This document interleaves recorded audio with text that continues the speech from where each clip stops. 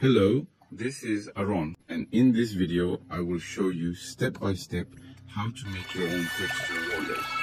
When I talk about texture roller, I'm talking about this kind of texture roller, so it works with a small handle. In this case, if you watch this video, chances are that you have seen that currently there is a funding project where you can download a collection of just over 100 models with handles, with cutters, etc., which are directly on MyMiniFactory.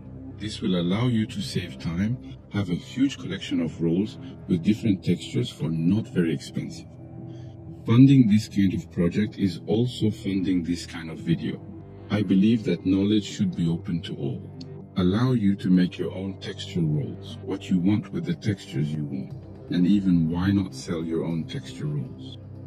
The link is therefore in the description for the financing on MiniFactory of the collection of textured trailers by Eskice Miniature, and obviously this video is included in the project. Let's move on to making these texture rollers. It's not very complicated. You will obviously need a computer powerful enough, not necessarily something that costs a fortune, but something strong enough to run software that is totally free. It's called Blender.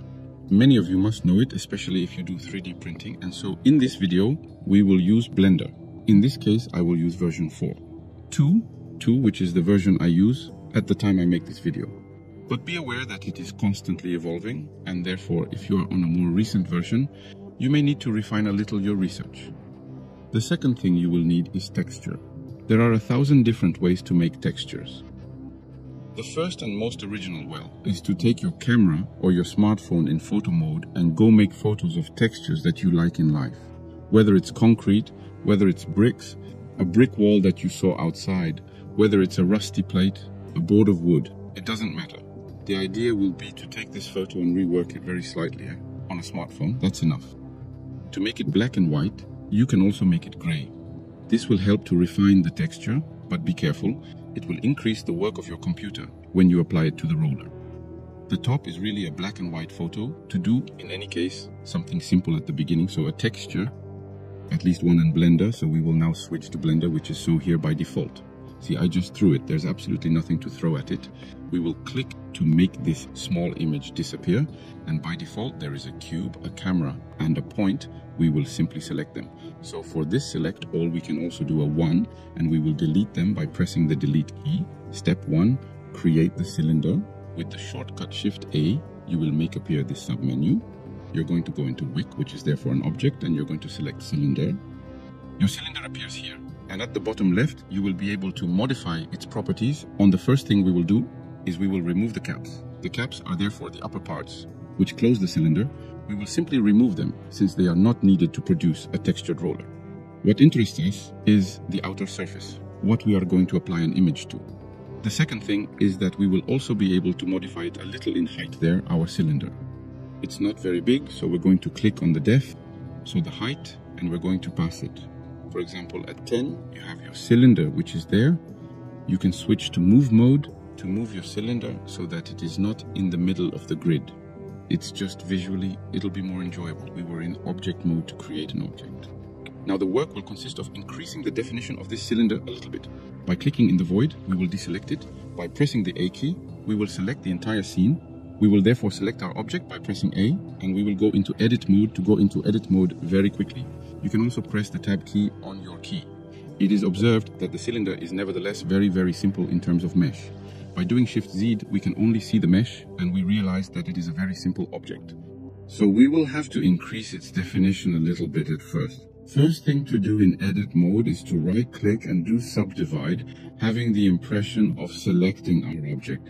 And here we will increase the number of subdivision increases. We will pass it, for example, to 12.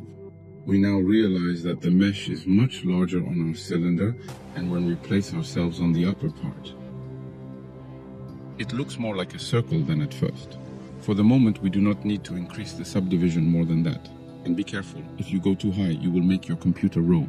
Currently, our object is totally flat. It has no thickness. It is nothing more than an outer line.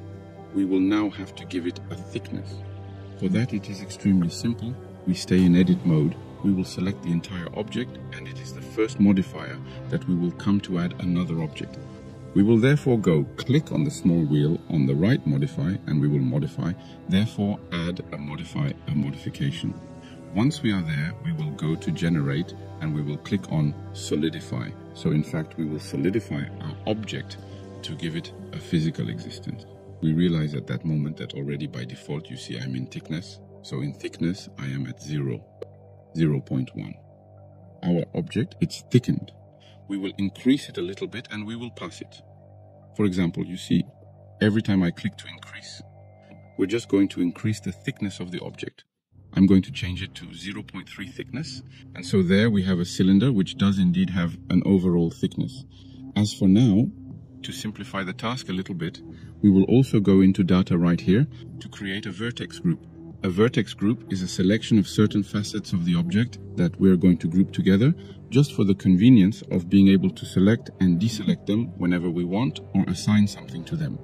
In this case, it is very simple. So data vertex group, we will click on the small plus button. We have a group here that we are going to assign. And you see that when I do deselect, it deselects my vertex group. And when I do select, it selects it. At least it was created and it is done. So don't forget that our goal is to make a texture roller. And therefore for that we need a texture. We will go to the texture menu of Blender and we will click on new to add a texture to the object. Then you have a number of settings, so you don't need to touch. We'll just click open. There a window will open. We will go look for the image of the texture we have chosen to make ours. So here I am on another screen, but you have a tree window that is displayed, which allows you to go to your computer and look for the place where you saved the image. You will then double click on the image in question and it will appear right here. You realize that I took care to put it in black and white. Our texture is imported. We have increased a little the overall subdivision of the object, but it will not be enough very clearly. If this kind of drawing is applied to something with this definition, then it will not be enough. It will be too ugly. So still in the edit mode menu, we will apply other topological modifications to the object. The first thing we're going to do is subdivide the object further on its surface. So we're going to make add modify and we're going to go to surface subdivision from there. Moreover, at that moment we realize that he began to round the object since in fact he adds facets. In any case, for the moment, in a fairly simple way, we have added this model there, and for the moment we are not going to touch anything to that. We are going to add a new modify, which is the displace mode, which will allow us to say to blend the texture. You are going to take it and you are going to apply it to my selection. So add modify deform, and we are going to go to displace. We have this menu at the bottom, so I am going to move my face. We have this displace menu at the bottom right that appears, and right there we realize that there is a texture location. So we're going to click and select our texture, the texture that we have previously loaded in the texture tab of Blender. For the moment it's weird, nothing happens, but it's normal. We're in edit mode. In edit mode we will edit the global topology of the object. To see the result you have to switch back to object mode with the tab key. There we realize that it is still particularly ugly. The first thing we will have to do in displace mode is the global coordinates. It's not local, it's U, V, Y, because we have an image at the beginning and we want to apply this image. There we realize that it starts to look like something, but very clearly it is still not exploitable. We will therefore be able to refine the force of the object and the quantity of global subdivision, and this is really the secret of all this ease of realization of the texture, is that already we will reduce a little the force because we realize that it is far too strong. Here, and especially there, our cobblestones, they are not beautiful. So it's here in subdivision mode, you have the level viewport, and you're going to be able to increase it. Be careful not to go too high. You risk crashing your computer.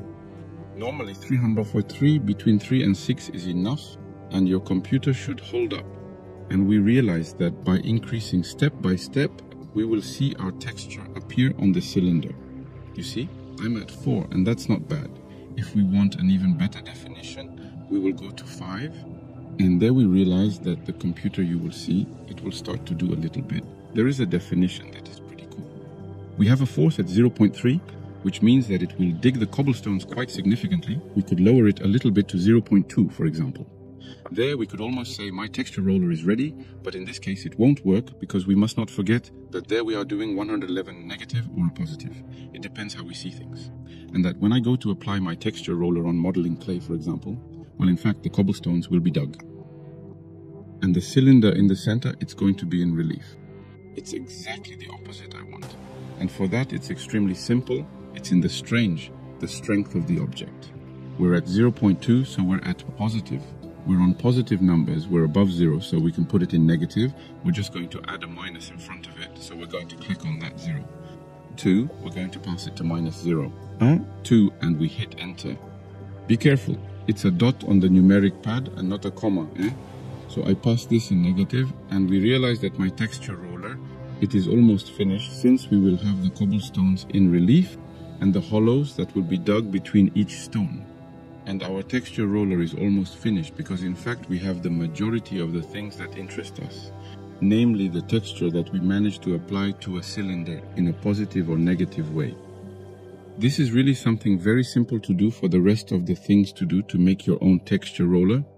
It is not to the subject of this video. Know that it is not very complicated, and you will simply have to add another cylinder inside in order to extrude a hole. If you ever want to use, for example, the handle, clean the edges, all that stuff, if you touch a little bit on Blender, it really shouldn't be a problem. What I wanted to show you was how to apply a texture to a cylinder. We do it on a cylinder, but assume that it is possible on anything. I hope you enjoyed this video, that you learned at least a little trick to make your own texture rolls. I take this opportunity to show you the small display sketch miniature with the different texture trailers of the displays. So if you want to print the complete collection, you will need at least 5 because there are really many rolls with many different textures. The little places to put the handles, etc. And this, it can allow you to realize your decorations for miniature, for model making, for anything, maybe even for the kitchen, because if it is printed in PLA, not resin, attention in PLA, it is a non-toxic product, so you can use it even on bread dough or whatever it is. The links are in the description, unless you saw this video directly on the project. In any case, a big thank you to those who participate in the project. That's what allows me to put butter in spinach and continue producing. These are different things, whether it's tutorial videos, but also lots of other things. I wish you good painting, good game, good 3D sculpting, good 3D design, good 3D printing too, and see you very soon for new videos.